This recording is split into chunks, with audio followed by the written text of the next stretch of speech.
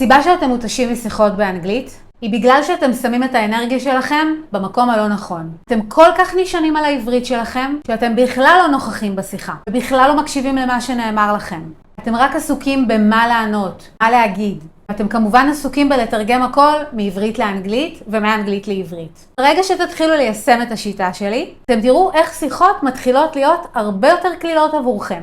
תבינו, 80% מהתשובה שלכם נמצא במילים שהפרטנר שלכם אומר. ברגע שתעבירו את הפוקוס אליו, אתם תגלו שזה לא כל כך מסובך לענות ולהגיב. למשל, אם אתם עכשיו בשיחה, והפרטנר שלכם אמר את המשפט הבא: The forecast for the following 3 months is positive. אתם יכולים להגיב בשאלה. What do you mean by saying positive? אתם יכולים להגיב בחוסר הסכמה. I'm sorry, but I think that your forecast is wrong. אתם לוקחים מילים מהמשפט ששמעתם עכשיו ומכניסים למשפט שלכם. אז תפתחו טוב טוב את האוזניים.